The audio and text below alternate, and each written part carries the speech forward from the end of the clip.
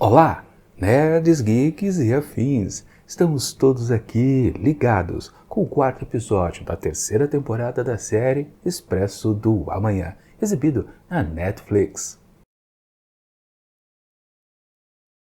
Pois bem, pessoal, e não é que então retornou aqui para a série Jennifer Connelly? Pois é, só que tem um probleminha. A atriz não está atuando aqui como a Melanie, aquela personagem interessante que existia na primeira temporada e um pedacinho da segunda. Não, aqui ela está tão somente como uma certa fantasminha. Ou talvez questões de consciências, como um grilo falante para dois personagens específicos. E somente isso. É um ponto positivo para a série retornar com uma atriz muito interessante e com sua personagem também muito importante para o desenvolvimento de toda a trama? Sim, é bacana, mesmo porque ela saiu de uma maneira não muito interessante ali no miolo da segunda temporada, né? Valeria a pena ficar com duas grandes figuras aqui dentro do show, tanto a Jennifer Connelly como também o Sean Bean, que é o que faz, né, o Will Forge. Mas acho que era questão de economia, né? Acho que eles falaram, não, a gente já tá com o figurão aqui, vamos economizar. Connelly, dá um tempinho, descansa um pouco, depois você retorna para cá. Talvez tenha sido isso a ideia dos produtores, porque realmente muita coisa boa poderia ser dado pelo conjunto desses dois atores chaves, né? Porque vamos combinar, né? O restante do elenco não tem grande peso, mas os dois, sim. Bom, decisões do pessoal produtor da série, não vamos também criticar, né? Aquela questão de fã, a gente preferia os dois atuando ao mesmo tempo num grande embate. Mas ok, ela enfim retornou. Só que também tinha aquela grande expectativa, desde que ela morreu lá em algum ponto da segunda temporada, a gente pensava, caramba, será que ela morreu mesmo? Será que ela nunca vai retornar? Ela só vai ficar uma certa lenda para todos os personagens, né? Nesse caminho de tentar encontrar um novo Éden, né? Porque foi uma ideia dela, né? De achar um lugar que está aquecendo o planeta Terra. Vai ficar apenas como um legado? Então ficava sempre essa sensação de, tipo, ela precisa retornar de algum modo. E aqui finalmente ela retornou. Só que ao mesmo tempo que a gente fica contente que a atriz está de volta, esfria o impacto de ter a personagem também junto com a gente. Porque literalmente ela só veio aqui participar de um episódio, por exemplo, a Jennifer Connelly, ela está nominada ali na listagem de de atores convidados para esse episódio específico. Mas foi só isso mesmo, deram um cachezinho para ela, vem participar de um episódio aqui pra gente, depois volta lá pro seu descanso. Foi isso também? Passaria a ser mais frustrante, acho que ainda, né? Retornar com a atriz e não voltar com a personagem.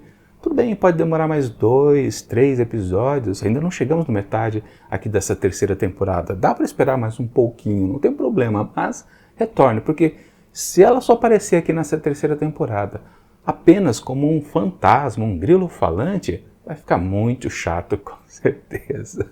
Mas há um outro problema aqui nesse episódio que eu também não gostei nada, que é exatamente esse recurso narrativo de se aproveitar o grilo falante na persona de um grilo falante, ali na consciência de um personagem que já morreu, ou que está às vezes muito e muito distante e a pessoa fica imaginando. O problema em si é a projeção dos seus pensamentos do personagem que eu quero dizer, né? Isso eu acho muito chato. É muito mais interessante você fazer o personagem falar através de outros, os famosos personagens escada, né? Se você reparar, né? Tudo que o Will Forge fala, tudo que a Alex fala para a Melanie, os dois para ela, você consegue desses mesmos diálogos com outros personagens. Aliás, às vezes não precisa nem ser um personagem, pode ser uma foto, a pessoa está falando com a foto da pessoa falecida, ou com algum objeto que a pessoa tinha, ou nada a ver às vezes, pode ser uma coisa completamente sem conexão, mas você consegue fazer a projeção do personagem falando, mesmo que seja com uma parede. Eu acho mais interessante do que falar com o personagem em si, como ele estivesse ali do seu lado. Eu acho uma projeção muito facilitada para o roteiro e do tipo de situação que apenas facilita para o ator, porque ele tem realmente uma contraparte verdadeira falando com ele ali em cena. Mas um bom ator não precisa disso, né? Tanto o Will Forge quanto o Alex podiam estar falando monólogos em todas essas cenas. Não precisava da presença da atriz ali, Jennifer Connelly, para aquecer um pouco mais aquelas cenas. E com um agravante, né?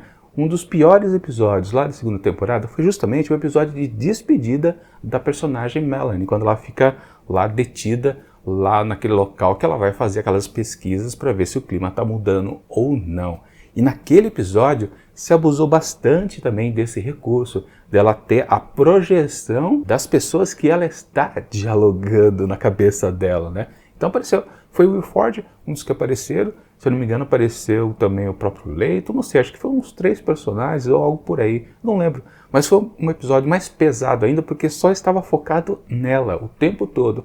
Eu me lembro que eu até comentei na minha vídeo resenha que seria mais interessante se lá naquele local onde ela estava, já sabendo praticamente que ia morrer, que ela encontrasse alguém. Enfim, naquele episódio específico que a Melanie foi embora do show, eu achei um completo desastre, porque eles só fizeram isso. Aqui, pelo menos, está relacionado apenas a 2 personagens, Will Ford e Alex. Isso não toma o tempo todo do episódio, e muito pelo contrário. Se a gente reparar bem, esse episódio aqui é um dos mais ágeis que tem em toda a temporada e toda a série, na verdade. Pois temos várias linhas narrativas ao mesmo tempo que são apresentadas em pequenos pedacinhos de tempo, são entrecortadas e o resultado é muito interessante porque fica tudo cruzado, as coisas que estão acontecendo por aqui. Um episódio, você pode até dizer, não é um episódio de ação, não, porque a ação é só aquela coisa relacionada ao freio, né? A trava lá daqueles 3 vagões que estão parados ali no meio do caminho, porque o resto é tudo desenvolvimento de personagem,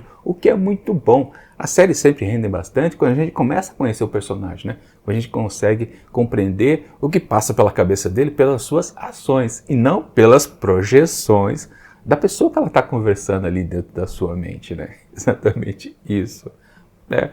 E é fácil imaginar que, por exemplo, as sequências que temos aqui com o Roche, né, o ex-chefe dos operadores, aquele desejo de vingança que ele tem, e você vê que ele utiliza da sua própria dor para achar uma chance de poder pegar algum medicamento que ele possa atacar o Will Ford, que na verdade é a mesmíssima coisa, naquela substância que faz as pessoas dormirem. Ou seja, como ele maquinou tudo aquilo? Ele enganou a sua amiga, tio. Ele foi ardilosamente lá na cela do Will Ford, passou conversa lá no seu subordinado. Agora, tudo isso que a gente vai acompanhando aos poucos, só com imagens. Imagine ele conversando com sua mulher morta. Ele falando para ela que está sofrendo a perda dela. Não, eu vou me vingar dele, eu vou fazer assim, assado. E ela diria para ele, não faça isso, porque... Lembrando que a mulher do Roche, ela era partidária do Will Ford, né? Ela defenderia ele, não, eu preciso matá-lo porque você morreu por causa do que ele fez com nós, a nossa família, acabou com a cabeça da nossa filha, patati patatá. Ou seja, tudo estaria explicado porque ele estaria conversando e nós veríamos, né, exatamente a cena dele com a mulher conversando, a gente estaria assistindo. Isso que eu digo que é coisa fraca. Não se usou recurso visual com o Roche e a história foi boa, a gente fica com receio o que ele vai fazer, o que ele está pensando. É bom a gente não saber o que ele está pensando. Esse é o truque, é a gente participar da história. A gente vê pelas ações que ele está sofrendo. Não a gente vê o bate-papo entre 2 pessoas que está acontecendo dentro da cabeça de uma terceira, né? Enfim, ou de uma delas, né? Na verdade. Pois é. Como também a cena com a Ruth e o Pike. Uma situação também delicada, né? Aí pelo menos não daria para enfiar alguém na história, né? Mas é uma cena que tem poucas falas ali que realmente fazem com que os 2 se comprometam. Apenas uma fisgadinha aqui e ali, mas a cena funciona. É uma cena misturada, né? De tentativa de construir um líder, uma cena também que valoriza o romantismo. Ou seja, são várias coisas colocadas ali para os 2 personagens que também não precisa ser explicado. E a gente tem que meio que preencher as brechas da cena. O que também é diferente, por exemplo, das alucinações lá do Ravi. Pois quando a situação aperta lá do que eles precisam fazer de tirar aquelas 3 composições da frente, ele começa a se lembrar lá da cachorra, né? Que é Júpiter, né? Se não me engano, que o comeu, né? Literalmente, comeu o seu rosto, sua garganta, sei lá, exatamente onde o atingiu. Então é um trauma muito do interessante, mas ali sim funciona você fazer a projeção ali, da gente enxergar o que ele está pensando, né? Quer dizer, a gente não vê o que ele está pensando, mas o seu temor caracterizado pela figura daquele cão feroz, incontrolável, bacana, funciona corretamente. Isso sim, uma projeção de pensamento que está corretíssimo. Agora sim, toda a parte da Alex sofrendo por ela ter que rever a sua amiguinha, né, que acabou sendo morta por aquele expurgo que o Will Ford fez anos atrás, foi muito interessante. Aliás, é um fato que foi citado, eu acho que no primeiro episódio da segunda temporada, que ele realmente jogou alguns vagões fora para meio que se livrar de pessoas que estavam consumindo alimentação, mais ou menos isso. E acho que ficou por aí naquele episódio. Aqui teve uma coisa um pouquinho mais elaborada, que antes, né, dele simplesmente jogar metade da população ali da Big Alice embora, ele fez um censo ali para descobrir quem eram as pessoas mais interessantes para sobreviverem. Claro, isso não justifica, né? Mas ele realmente descartou o peso morto. Ou seja, as novas informações colocadas então aqui valorizam mais ainda o que já existia na série anteriormente. E acho que foi um dos melhores exemplos de maldade do vilão da série do que qualquer outra coisa feita, como tipo mandar matar, ou naquelas cenas, por exemplo, que ele falava para um personagem cometer suicídio na sua frente, e por aí vai, né? É isso que aconteceu aqui, da demonstração através da Alex do que ele fez, foi muito interessante, sim, realmente, esta sequência. Sobre a questão lá do Layton e da sua filhinha ainda dentro da barriga de Zara, também não foi lá grande coisa, foi apenas uma extensão do que a gente já sabia, né? Que havia um experimento ali para o bebê. Isso já era óbvio desde o final, acho que do primeiro episódio aqui dessa temporada, se não me engano, né? Foi uma cena que só apareceu a doutora maluca lá, dando uma olhada lá no ultrassom. Acho que foi só isso, né? Mas já, claro, a gente já sacava, peraí, o maluco tá fazendo um experimento também com o bebê, e obviamente, né, tem a ver com os experimentos de suportar o frio, né? Provavelmente ele quer gerar pessoas que consigam viver desde o momento da nascença, né? Já com as temperaturas baixas e não passar por aqueles processos dolorosos que a Josie passou. O que é um conceito interessante, né? Aquela coisa que, por um lado, parece bom para as pessoas que restaram no mundo. Por outro lado, é uma pura maldade. É um conceito de ficção científica, finalmente, né? Uma coisa, mas eu não sei como eles vão explorar realmente aqui ao longo dos próximos episódios aqui dessa temporada. Acho que não vai ter essa pegada realmente de você ficar... Porque as melhores histórias de ficção científica são justamente quando você consegue colocar dois argumentos que parece que os dois sempre estão certos ao mesmo tempo, né? Você fica no dilema. Isso que é o bom da ficção científica. Mas acho que não vai chegar a tanto, com certeza. Agora, uma outra linha de história que ficou apenas ok, não avançou muito, foi a da Asha, né? Que ela está oficialmente mentindo bastante, né? Dando detalhes de onde estava. Mas vamos combinar, né? Todo mundo acreditar que realmente Layton a encontrou justamente lá naquela localidade que ele quer ir com todo mundo é forçado. Ele teria que ter uma outra evidência, não apenas uma sobrevivente. E os questionamentos lá do pai que estão certos. Peraí, tem árvore lá? Tinha pássaros? Ele devia ter exatamente trazido ramos de árvores, alguns passarinhos presos na gaiola e por aí vai. Insetos, né? Coisas desse tipo. Aí ele perguntou de insetos, não de pássaros, né?